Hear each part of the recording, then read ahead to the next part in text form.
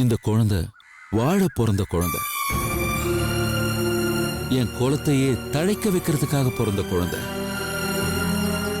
இதனோட சாவ மனுஷங்க யாருமே தீர்மானிக்க முடியாதுமா. இது கடவுள் அனுப்பி வச்ச குழந்தை. என் பிள்ளைக்கு, என் குடும்பத்துக்கு, இன்னும் சொல்ல போனா என் தலைமுறைக்கே இந்த குழந்தை ஒரு ஆதர்சமா இருக்கும்னு என் உள் மனசு சொல்லுச்சு. அப்படிப்பட்ட குழந்தை அந்த பாழா போன சுப்பு கிட்ட வளர்ந்தா நல்லா இருக்காதுமா. புரியுதுப்பா. அவ சரியில்லைமா. அவ சொல், சிந்தனை, பேச்சு எல்லாமே தப்பா இருக்குமா. அவளால சரியாகவும் முடியாது, சரியான ஒண்ண அவளால செய்யவும் முடியாது. அப்படிப்பட்ட ஒருத்தி இந்த குழந்தைய வளர்த்தா இது இன்னொரு கிரிமினலா தான் உருவாகும். அந்த மாதிரி ஒரு துர்பாகிய நிலைமை என் குடும்பத்தோட வாரிசுக்கு வரக்கூடாதுன்னு நினைச்சேன். என் மனசை கல்லாக்கிக்கிட்டு இந்த குழந்தைய இங்க தூக்கிட்டு வந்துட்டேன். சொல்றதெல்லாம் ஏத்துக்கிறேன். ஆனா எத்தனை காலத்துக்கு இந்த குழந்தைய மூடி மறைக்க முடியும்? என்னுடைய காலத்தை நினைச்சு பாருங்க. நான் வாழ்ந்து முடிச்ச கிழவி. இன்னைக்கோ நாளைக்கோ என்னைக்கு என் கணக்கு தீரும்னு தெரியாது. அப்படி இருக்கிற சூழ்நிலையில என்ன நம்பியா இந்த குழந்தைய எடுத்துட்டு வந்தீங்க? இல்லம்மா, பிறந்த குழந்தை வாயில ஒரு சொட்டு சக்கரை தண்ணிய விடுறது வழக்கம். இப்ப இந்த குழந்தைய நான் உங்ககிட்ட தூக்கிட்டு வந்திருக்கிறது இது நாக்குல விடுற சக்கரை தண்ணின்னு நினைச்சுக்கிறேன். இத வளர்க்கறதுக்கு நான் வேற ஏற்பாடு பண்ணிருக்கேமா. ஆனா கொஞ்ச காலம் இந்த குழந்தை யாருக்கும் தெரியாம உங்ககிட்ட தாமா வளர்ந்தாகணும். பயமா இருக்குப்பா. பயப்படாதீங்கம்மா. இந்த குழந்தை செத்து போச்சுன்னு தான் எல்லாருமே நம்பிக்கிட்டு இருக்காங்க. இத பெத்த தாயும் அதைத்தான் நம்பிக்கிட்டு இருக்கிறா. டாக்டர் மூலமா சொல்ல வச்சு, நர்ஸை வச்சு உறுதிப்படுத்தி என் சம்சாரம், என் புள்ள, என் இன்னொரு மருமக காயத்ரி, அந்த சுப்புலட்சுமியோட அண்ணன், அண்ணி அத்தனை பேர் எதிரில இந்த குழந்தை செத்து போச்சுன்னு சொல்லி வேற ஒரு செத்து போன குழந்தைய கொடுத்து எல்லாரையும் நம்ப வச்சிருக்க. இது உசுரோட இருக்குங்கிற எண்ணம் கூட யாருக்குமே வராது. அதனாலதான் நான் இந்த குழந்தைய தைரியமா தூக்கிட்டு வந்தம்மா. கொஞ்ச காலம்தாம்மா. அங்க ஊர்ல நிலைமை சீராகி எல்லாருக்கும் பதட்டம் தணிஞ்சு எல்லாம் சரியாகிற வரைக்கும் இந்த குழந்தை உங்ககிட்டயே இருக்கட்டும். அதுக்கப்புறம் என்ன பண்ண போறீங்க? நான் ஒரு ஐடியா வச்சிருக்கேம்மா. இந்த குழந்தைய நான் தூக்கிட்டு வந்ததுக்கு இன்னொரு காரணமா இருக்கு. இது நல்லபடியா வளரணுங்கிறதுக்காக மட்டும் இல்ல. எந்த குழந்தைய காட்டி என் புள்ள வாழ்க்கையில இடம் பிடிச்சு என் குடும்பத்துக்குள்ள நுழையணும்னு அந்த சுப்பு நினைச்சாலோ அதே குழந்தைய வச்சு அவளை என் குடும்பத்தை விட்டு தள்ளி வைக்க விரும்புறேன். அதுதாமா, அதுதான் நான் அவளுக்கு கொடுக்க போற மிகப்பெரிய தண்டனை. காயத்ரி இந்த குழந்தைய வளர்க்கணும். தான் குழந்தை செத்து போச்சுன்னு சுப்பு நினைச்சாலும் சாகாத இந்த குழந்தைய காயத்ரி வளர்த்து நல்லபடியா ஆளாக்கி சுப்புவே பார்த்து அதிசயிக்கிற மாதிரி ஆளாக்கி காட்டணுன்றதுதான் என்னோட விருப்பமா. ஆனா இதை வெளிப்படையா சொல்லிட்டு என்னால செய்ய முடியாது. அதனாலதான் நான் இதை உங்ககிட்ட எடுத்துட்டு வந்தேம்மா. நான் என்னப்பா செய்ய முடியும்? நீங்க ஒன்னும் செய்ய வேண்டாமா. காயத்ரியோட கர்ப்பம் கலைஞ்சு போய் அவ துக்கத்துல இருக்கா. இந்த நேரத்துல யாரோ ஒரு குழந்தை, அனாதை குழந்தை, வளர்க்க ஆள் இல்லைங்கிற மாதிரியான ஒரு சந்தர்ப்பத்தை நான் காயத்ரிக்கு உருவாக்குவோமா. அவளே மனசார இந்த குழந்தைய ஏத்துக்கிட்டு வளர்க்கிறேன்னு நான் சொல்ல வைப்பேன். அதை என் புள்ள சூர்யாவும் ஏத்துக்குவாமா. இதெல்லாம் நடக்கணும்னா அதுக்கு கொஞ்சம் காலம் வேணுமா. அந்த கால அவகாசத்தை தான் நான் உங்ககிட்ட கேட்கிறேன். புரியுதுப்பா. எந்த குழந்தைய வச்சு எங்க குடும்பத்தை பழி வாங்கணும்னு அந்த சுப்பு நினைச்சாலும் அதே குழந்தைய அவளுக்கு தண்டனையா மாத்தி காட்டுறமா. இதை தவிர இன்னொரு தண்டனை அவளுக்கு கிடைக்கவே கிடைக்காது. கோர்ட் கொடுத்திருக்கிற 6 மாச ஜெயில் தண்டனையோ இல்ல கடவுளும் விதியும் சேர்ந்து கொடுக்க போற மத்த தண்டனையோ அவளை பொறுத்த வரைக்கும் ஒண்ணுமே இல்லாத மாதிரி தான் இருக்கும். ஆனா அவ குழந்தைய நான் வளர்த்து காட்டி நான் கொடுக்க போற தண்டனை இருக்கு பாருங்க, இது கால காலத்துக்கும் அவளை கதற வைக்கும். ஏதோ ஒரு கட்டத்துல எத்தனையோ வருஷம் கழிச்சு அவளுக்கு கண்டிப்பா இந்த விஷயம் தெரிய வரும். காயத்ரியோட புள்ளையா வளர்ற எந்த குழந்தை தன்னோட குழந்தை தான் பெத்த குழந்தைங்கிற விஷயம் அவளுக்கு தெரிய வர்றப்ப நீ என் அம்மா இல்லைன்னு இந்த குழந்தை சொல்லும். அந்த ஒரு வார்த்தை தாமா அவளுக்கு நான் கொடுக்க போற மிகப்பெரிய தண்டனை. அந்த ஒரு வார்த்தைக்காகத்தாமா நான் வருஷ கணக்கா தவம் இருக்க முடிவு பண்ணிருக்கேன். தயவு செஞ்சு என்ன புரிஞ்சுக்கோங்கம்மா. எனக்காக தயவு செஞ்சு இந்த குழந்தைய ஏத்துக்கங்கம்மா. கூடிய சீக்கிரத்துல இந்த குழந்தைய இங்கிருந்து கூட்டிட்டு போய் என் மருமக காயத்ரி கிட்ட இதை சேர்த்துருவேன். அது வரைக்கும் இந்த குழந்தைய பத்திரமா பாத்துக்கோங்கம்மா. இதுக்கு மேல எதுவும் கேட்க மாட்டேன். ஒரு பொறுப்பை என்கிட்ட நம்பி கொடுத்திருக்கீங்க. நீங்க தந்த பொறுப்பை சரியா செய்ய வேண்டியது என்னோட கடமை. உங்க குடும்பத்துக்கு நான் செஞ்ச துரோகம்னு ஒண்ணு இருக்கு. அதுக்கு நான் செய்யற பிராயச்சித்தமா இத நினைச்சுக்கிறேன். கவலைப்படாம போங்க தம்பி. இந்த குழந்தைய நான் பாத்துக்கிறேன். ரொம்ப நன்றிமா.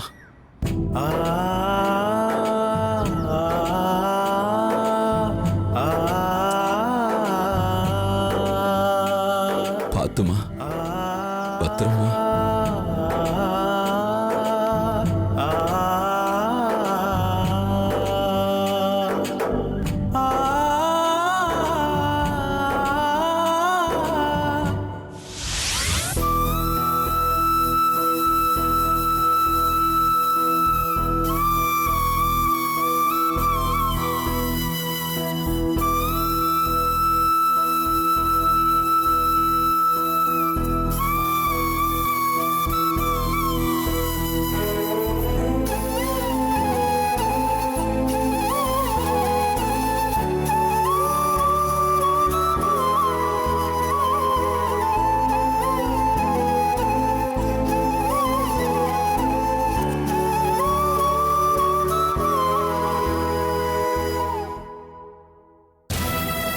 எத்தனையோ தடவை உனக்கு சொல்லிருக்கேன், நீ உன்னை மாத்திக்கணும், உன்னை திருத்திக்கணும், கொஞ்சமாவது ஒழுங்கா இருக்க பார்க்கணும். தப்ப மட்டுமே செஞ்சுக்கிட்டு காலம் முழுக்க ஓட்டிட முடியாதுன்னு ஒரு சின்ன குழந்தைக்கு சொல்ற மாதிரி உனக்கு சொல்லி கொடுத்தனே, நீ கேட்கவே இல்லையே. இது எல்லாம் ஒன்னா சேர்ந்து இப்ப என்ன ஆச்சு பாத்தியா? நம்பிக்கை இருக்க வேண்டியதுதான். ஆனா உனக்கு இருக்கிறது குருட்டு நம்பிக்கை, ஒரு தப்பான நம்பிக்கை. நடைமுறைக்கு சாத்தியம் இல்லாத எல்லாத்துக்கும் ஆசைப்பட்டு எதிர்க்க வர எல்லாத்தையும் உதைச்சு தள்ளிட்டு போயிடலான்னு நீ கனவு கண்ட. கடைசியில முட்டி மோதி உன்னை எங்க கொண்டு சேர்த்திருக்க பாத்தியா? நீ நம்பினாலும் நம்பாட்டியும் தெய்வம்னு ஒண்ணு இருக்கு. செய்யற காரியத்துக்கு உடனே கூலி கொடுக்கறதா அதோட வழக்கம். இன்னைக்கு என்ன ஆச்சு பாத்தியா? எப்படி வெத்து புலம்பு வச்சுட்டியே. 10 மாசம் வயித்துல சுமந்து என்னடி பிரயோஜனம்? கண்ணுக்கு அழகா மனசுக்கு இதமா பார்த்து ரசிக்க இறக்கி வைக்கிறதுக்கு கொடுத்து வைக்காம போயிடுச்சு.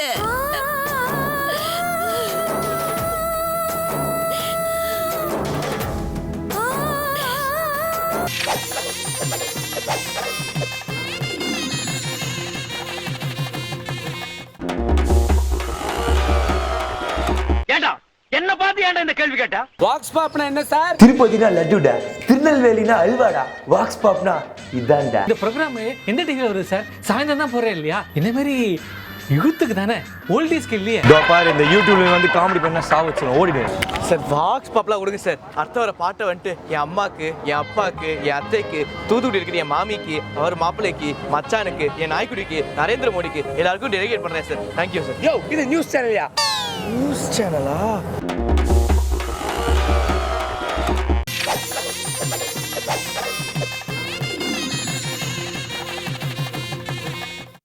ஆடாத ஆட்டெல்லாம் ஆடு நீயே. இனிமேலாவது உனக்கு புத்தி வந்தா அதுவே எனக்கு போதும். எனக்கு மேல என்ன சொல்றதுன்னு எனக்கு தெரியல. மனசு கிடந்து அடிச்சுக்குதுடி. திரும்ப திரும்ப எவ்வளவு சொன்னாலும் நீ கேட்க மாட்டேங்கிறியே. நீ நினைக்கிறதா செய்வேன்னு அடம் பிடிச்சு இப்படி பாழா போயிட்டியேடி. இப்ப புரியுதா உனக்கு? எத்தனை தடவை சொல்லியிருப்பேன், செய்யற பாவெல்லாம் தலையில தான் விடியோடு. வேணாண்டின்னு எத்தனை தடவை கதறி இருப்பேன். இப்படி ஒண்ணு இல்லாம படுத்து கிடக்கிறதுக்கா இவ்வளவு கஷ்டப்பட்ட?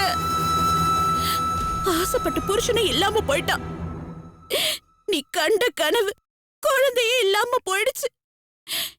இதுக்கு மேல என்ன பண்ணி நீ சூர்யாவோட மனசை மாத்துவ? எப்படி உன்னை அவர் ஏத்துக்குவாரு? வெட்டியா கனா கண்டு இப்படி உன் வாழ்க்கையை வீணடிச்சிட்டியே.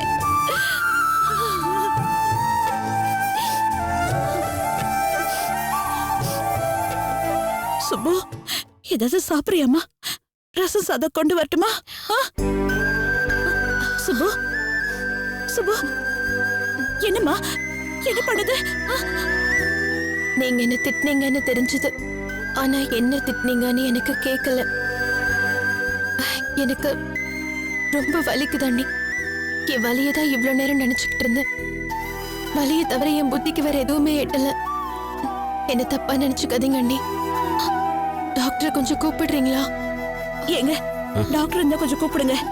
போங்க. சுப்பு, அனுபவிச்சுதான் ஆகணும். கொஞ்சம் பொறுத்துக்கும். இந்நேரம் உன் குழந்தை இருந்திருந்தா இப்படி ஒரு வலி உனக்கு வந்திருக்காதுல்ல.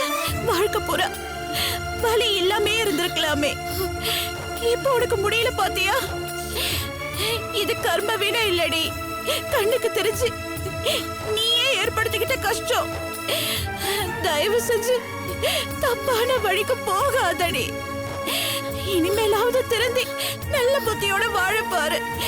கொஞ்சம் பொறுத்துக்கோ, உன் அண்ணன் கூட்டிட்டு வந்துருவாரு. என்னாச்சு? பால் கட்டிக்கிட்டு ரொம்ப கஷ்டப்படுறா. என்னன்னு தெரியல. நீங்க என்னன்னு கொஞ்சம் பாக்குறீங்களா ப்ளீஸ்? அப்படியா? சரி சார், நீங்க கொஞ்சம் வெளியில இருங்க. நீங்களும் வெளியே இருங்க. பாத்துக்க சுப்பு.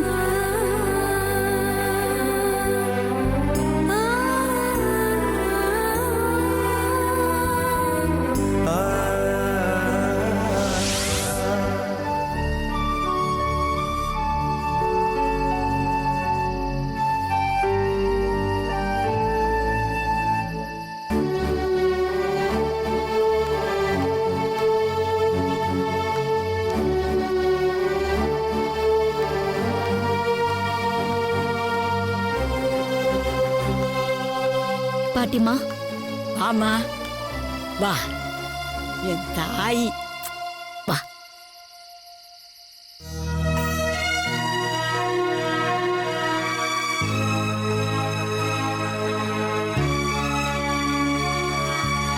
எம்மா கலைவாணி, உனக்கு ஆறுதல் சொல்றதுக்கு என்கிட்ட வார்த்தை இல்லம்மா.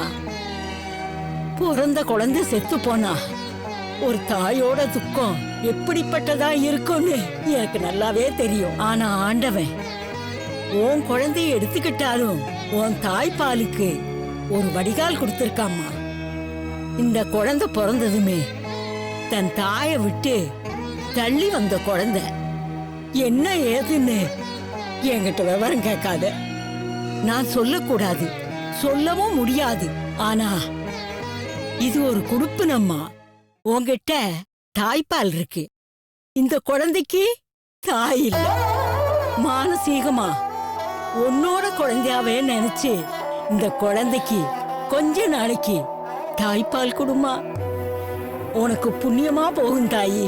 இந்த குழந்தைக்கு ஒரு வாழ்க்கை கொடுத்த மாதிரியும் இருக்கும். புரியுதுமா, கண்டிப்பா நான் செய்யறேம்மா. பால் கட்டிக்கிட்டு நான் படுற அவஸ்தை எனக்கு தாம்மா தெரியும். இப்படி தாய்ப்பால சுரக்க வச்சவன் ஒரு குழந்தைய கொடுக்காம போயிட்டானேன்னு நான் தினமும் கதறிக்கிட்டு இருக்கம்மா.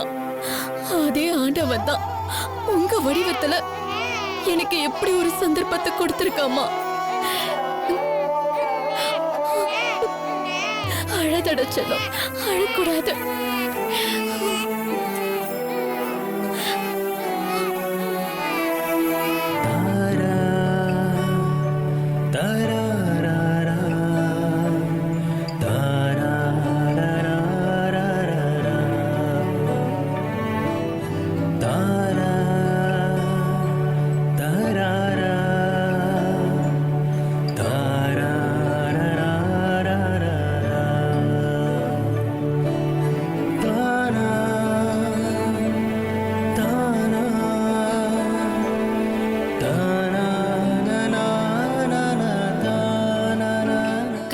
விளையாட பத்தியா கலைவாணி?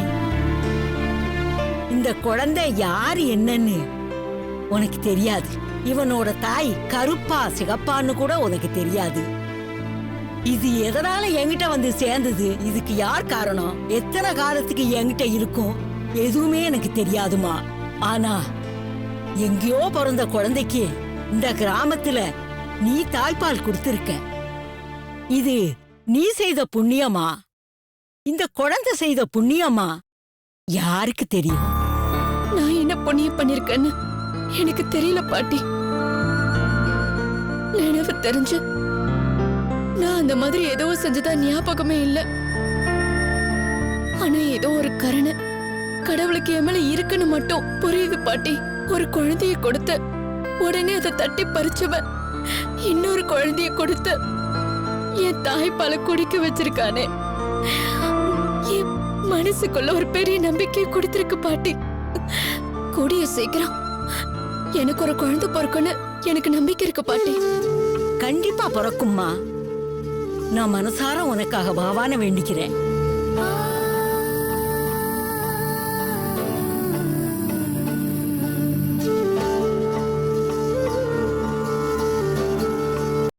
சரி பாட்டி, நான் கிளம்புறேன் பாட்டி.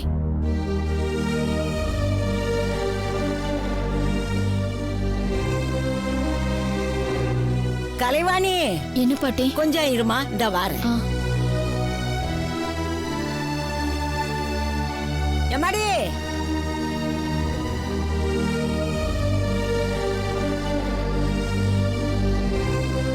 எம்மாடி, இந்தா இத கை செலவுக்கு வச்சுக்க.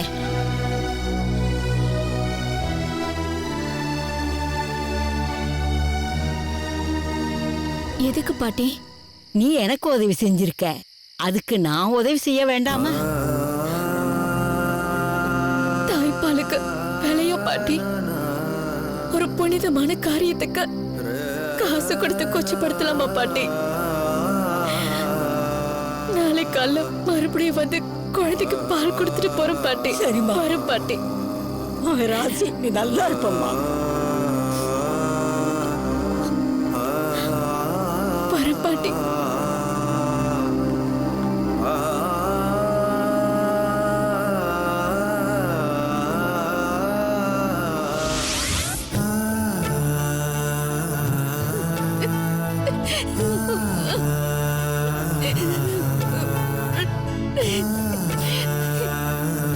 என்னால தாங்க முடியலம்மா. ஐயோ, என் நெஞ்சை வெடிச்சிடும் போல இருக்கு. இந்த வீட்ல அழறதுக்கு கூட அனுமதி வாங்கிட்டு தான் அழணும் போல இருக்கு. அப்படி ஒரு சூழ்நிலை. உங்க மாமா என்ன எப்படி எல்லாம் பேசுறாரு தெரியுமா? சுப்புவை நினைச்சு நான் கவலைப்படுறது தப்புன்னு சொல்றாரு. தயவு செஞ்சு மாமா சொன்னதெல்லாம் பெருசா எடுத்துக்காதீங்க அத்தை. உங்க மனசுல எப்படி சுப்பு மேல அன்பும் பாசமும் இருக்கோ அதே மாதிரிதான் அவர் மனசுல வெறுப்பும் கோவமும் இருக்கு. இது ஒரு விதமான உணர்ச்சி, அது ஒரு விதமான உணர்ச்சி. எது நல்லது எது கெட்டது, யார் பக்கம் சரி யார் பக்கம் தப்புன்னு உட்கார்ந்து யோசிச்சு சண்டை போட்டுட்டு இருக்கிறதுல எந்த அர்த்தமும் இல்ல அத்தை. என்னால உங்க ஃபீலிங்ஸ புரிஞ்சுக்க முடியுது அத்தை. சொல்ல போனா உங்களுக்கு இருக்கிற அதே வேதனை தான் எனக்கும் இருக்கு அத்தை. என்னால நம்ப முடியலம்மா. சொல்லி வச்ச மாதிரி எப்படி நீ குழந்தை செத்து போய் தான் பொறுக்குன்னு சொன்னேன்னு எனக்கு தெரியல. எனக்கு அப்படியே உடம்பெல்லாம் சிலுக்குதுமா. எனக்கும் புரியல அத்தை. கடவுள் எதுக்காக எனக்கு இப்படி ஒரு சக்தியை கொடுத்திருக்கான்? உண்மையிலே இது சக்தி தானான்னு கூட எனக்கு சொல்ல தெரியல. ஆனா ஆனா ரொம்ப பயமா இருக்கு. இதெல்லாம் எனக்கு வேண்டான்னு தோணுது. என் தகுதிக்கு இதெல்லாம் ஜாஸ்தின்னு என் மனசுக்கு படுது அத்தை. ஆனா நம்ம குலதெய்வம் கோயில் பூசாரி சொன்னது பொய்யா போயிடுச்சேம்மா. அந்த பூசாரி வார்த்தை பலிக்குன்னு நான் நினைச்சேன். நீ சொன்னதுதாம்மா பலிச்சது. அவர் சொன்னது பலிக்கலன்னா என்ன அர்த்தம்? அந்த பூசாரியை விட உனக்குதான் சக்தி அதிகம்னு நினைக்க தோணுது. ஐயோ, தயவு செஞ்சு அப்படியெல்லாம் பேசாதீங்க அத்தை. நான்லாம் ஒண்ணுமே இல்ல. ரொம்ப ரொம்ப சாதாரண பொண்ணு. பைத்தியம் பிடிச்சு என்ன செய்யணும்னு தெரியாம படுத்த படுக்கையா கிடந்து புத்தி தெளிஞ்சு எழுந்ததுக்கு அப்புறம் இப்படி ஒரு விஷயம் நடக்குதுன்னா சம்திங் ரிலேட்டட் டு சைக்காலஜின்னு தான் சொல்ல தோணுது. அன்னைக்கு நானும் சூர்யாவும் டாக்டர் போய் பார்த்தப்ப கூட இது ஒரு சைக்கலாஜிக்கல் இஷ்யூன்னு தான் சொன்னாங்க. நாம தான் விஷயம் புரியாம இத கடவுள் சக்தி அது இதுன்னு வேற பேர் கொடுத்துட்டு இருக்கோம். வேணாமா, அது அது என்னவா வேணா இருந்துட்டு போட்டோம். நடக்க கூடாத சம்பவம் எல்லாம் நடந்து அது வாயால முன்கூட்டியே தெரிஞ்சுக்க கூடிய துர்பாகியம் இந்த வீட்டுல இருக்கிறவங்களுக்கு எல்லாம் ஏற்பட்டு போச்சு. இனிமே என்ன பேசினாலும் போன உசுறு திரும்பி வர போறதில்ல. நம்ம சுப்புவை நினைச்சதாமா எனக்கு ரொம்ப கவலையா இருக்கு.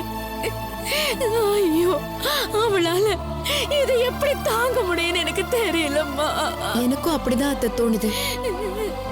சுப்புவை போய் பார்த்து பேசணும், அவளுக்கு ஆறுதலா ஏதாவது சொல்லணும்னு துடியா துடிச்சிட்டு இருக்கேன். ஆனா சூர்யா என்ன கட்டி போட்டு வச்சிருக்காரு. சுப்புவை நிச்சயமா என்கிட்ட நெருங்க அனுமதிக்க மாட்டேன்னு சொல்றாரு. நான் பேசுற எல்லாமே அவளுக்கு தப்பாதான் படும்னு நம்புறாரு. ஒரு விதத்துல அவர் சொல்றது கரெக்ட்னாலும் இந்த நேரத்துல நாம தானே சுப்புவுக்கு ஆறுதலா இருந்தாகணும். எதுக்கு இல்ல எதுக்குன்னு கேக்குறேன்.